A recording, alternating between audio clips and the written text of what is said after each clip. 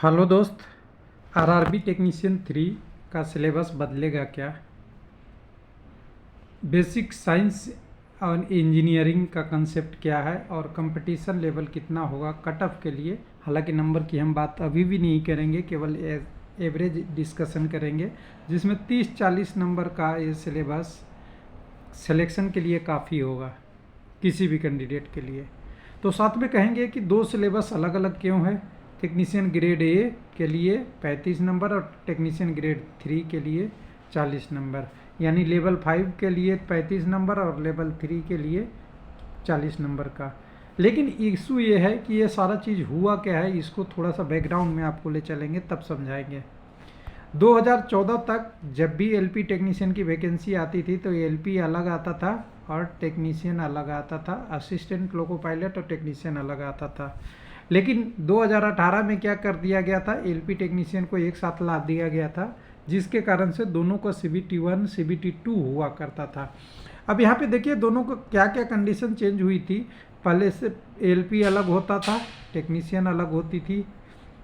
दूसरा, इनके 2 पेपर हुआ करते थे, इनके 1 पेपर हुआ करता था, या 1 पेपर और 1 साइको हुआ करता था, ध्यान रखिएगा। इसमें जो आपका एलपी का एग्ज़ाम होता था उसमें टेक्निकल और नॉन टेक्निकल का मिक्स हुआ करता था। टेक्नीशियन में वेटेज टेक्निकल का ज़्यादा हुआ करता था। ये 3-4 महत्वपूर्ण अपडेट थे जो पिछले एग्ज़ाम में 2018 में ख़त्म कर दिया गया।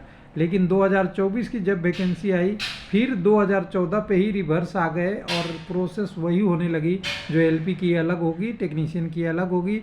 एलपी में CBT2 तक और फिर साइको टेस्ट रह गया, लेकिन टेक्नीशियन के लिए केवल आपका CBT1 हो गया। पहले भी ऐसे ही हुआ करता था, कोई बोर्ड 100 नंबर का क्वेश्चन लेता था, कोई 100 क्वेश्चन रहते थे, किसी के 120 रहते थे, किसी के 140 रहते थे। वो बोर्ड बाई रहता था, अलग अलग बोर्ड का अलग अलग पैटर्न में रहा करता था। लेकिन इस बार क्या है, 100 नंबर का क्वेश्चन है, उसमें अभी भी लग रहा है सिलेबस बदलाव होने की संभावना है, और वो मैं एनालिसिस के आधार पर कह रहा हूँ, मुझे डिटेल नहीं पता है। टेक्नीशियन 3 का अभी केवल बेसिक साइंस सिलेबस है, जो टेक्निकल एग्ज़ाम के लिए नहीं है। लेकिन टेक्नीशियन 1 का एग्ज़ाम इंजीनियरिंग भी है, बेसिक साइंस प्लस इंजीनियरिंग है, यानी टेक्नीशियन 1 वाला एग्ज़ाम बेटर है टेक्निकल के लिए, और टेक्नीशियन 3 का एग्ज़ाम लोअर है आपका टेक्निकल एग्ज़ाम के लिए। कैसे, थोड़ा सा समझिए, आपको दिखाते हैं, थोड़ा आप भी समझिए। मैं नोटिफिकेशन से बात करता हूँ, पेपर कैसे कटिंग से नहीं बात करूँगा, और कंसेप्ट पे बात करेंगे आपके साथ कि कंसेप्ट इसका क्या है।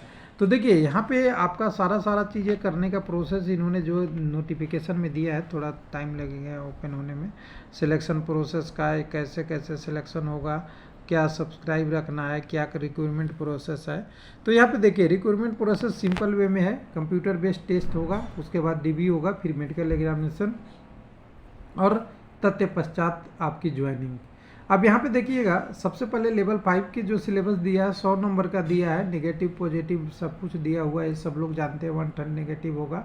लेकिन सिलेबस में आपको जोर देने के बात है, CBT के टेक्नीशियन का सिलेबस है जनरल अवेयरनेस, जनरल इंटेलिजेंस और रीजनिंग, और basic computer and network mathematics, और अगला आपका है बेसिक साइंस एंड इंजीनियरिंग। बिल्कुल सही है, सिलेबस में पूरा आपका टेक्निकल एग्जामिनेशन डिप्लोमा डिप्ली का पूरा होता है। ओम्स लॉ से लेके आपकी सारी जो टेक्निकल एग्जाम में power, wattage, ampere law, magnetic field, charge वगैरह वगैरह वगैरह, मैग्नेटिक इंडक्शन, इलेक्ट्रोमैग्नेटिक मेजरमेंट वगैरह, इलेक्ट्रॉनिक्स वगैरह वगैरह वगैरह, LCD, कैथोड, ट्रांजिस्टर आदि सब कुछ दिया हुआ है, और वेटेज में 35 नंबर का है एग्ज़ाम। यानी कुल मिला के ये टेक्निकल एग्ज़ाम कवर कर रहे हैं। इसमें आपका क्वेश्चन लेवल कैसा होगा वो डिपेंड करेगा इसी पे एग्ज़ाम कंडक्टिंग है, जैसे पे कि 10वीं वाला साइंस या 12वीं वाला साइंस से उठा के डाल देता है, कि ITI वाला टॉपिक को भी कवर करता है या नहीं करता है, या डिप्लोमा डिग्री वाला करता है या नहीं करता है। लेकिन जैसे ही हम नीचे की तरफ टेक्नीशियन ग्रेड 3 में आते हैं तो मुझे यहाँ पे बहुत सस्पेंस दिखता है। आपका CBT2 में मैथमेटिक्स होगा, जनरल इंटेलिजेंस होगा और जनरल साइंस होगा, उसके बाद जनरल अवेयरनेस है। 4 ही टॉपिक है, लेकिन सबसे बड़ी चीज़ है कि जनरल साइंस जो दिया है syllabus to be cover for physics, chemistry और life science of 10th level, बिल्कुल 10वीं लेवल लिखा हुआ है। तो 10वीं लेवल पे ITI का एग्ज़ाम हो सकता है क्या, तो इसके लिए अगर कोई कोर्ट केस गया तो आरआरबी को यहाँ सिलेबस बदलना पड़ेगा, क्योंकि आपने जब एग्ज़ाम है 10th लेवल आप कहाँ लिख सकते हैं, जब मिनिमम एजुकेशनल क्वालिफिकेशन 10वीं रहेगी तो 10वीं वाले को भरने आपने नहीं दिया और सिलेबस 10वीं का दे रहे हैं, तो यहाँ गड़बड़ है। बाकी में इन्होंने 10th लेवल नहीं लिखा है।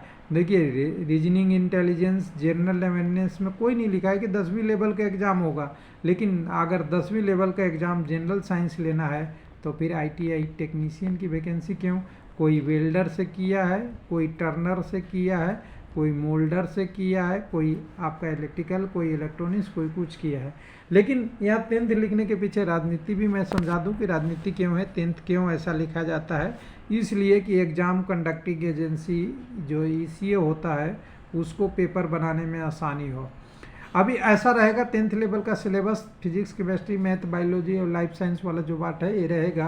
तो एक चीज़ बताइए, मैं कह दूँ कि आपने इलेक्ट्रॉनिक्स से डिप्लोमा ITI किया है, कोई इलेक्ट्रिकल से कोई किया है, कोई फीटर से किया है, कोई टर्नर से किया है, कुछ से किया है, कोई वेल्डर से किया है, कोई मैशनिस्ट से किया है, 100 कुछ ट्रेडें होंगे अलग अलग सब मिला के।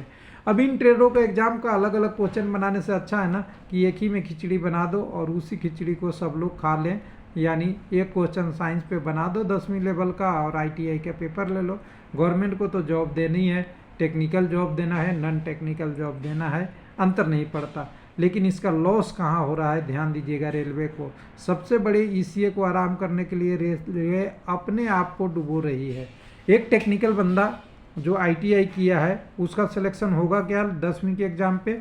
जो SSC वगैरह BPSC, कुछ लोग कह रहे हैं कि मैं UPSC या कई और जगह पे एग्ज़ाम तैयारी करता है और जिस पे जनरल साइंस यानी नॉर्मल चीज़, नॉर्मल विद्यार्थी जो होगा वो निकाल जाएगा। और जो कैंडिडेट 2 साल का कोर्स किया 10वीं के बाद ITI का, कोई 1 साल किया, उसको तो अपने ट्रेड का देखने का क्वेश्चन ही नहीं मिला। तो अन्याय ही नहीं कर सकते, ये एक तरीके से इरेगुलरिटी है, पूरी तरह से गलत है, रेगुलर चीज़ें नहीं है।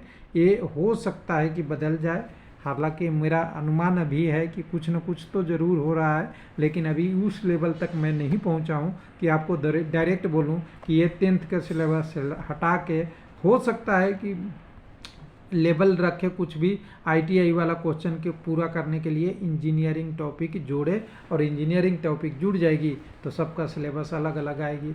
नहीं तो पहले 2014 का आप अगर सिलेबस देखना चाहेंगे तो 2014 में आपको दिखेगा कि जो जिस ट्रेड का रहेगा उससे इक्विवेलेंट एक ग्रुप बनी गई, उस ग्रुप में आपको क्वेश्चन को पेपर अटेंड करना होता था।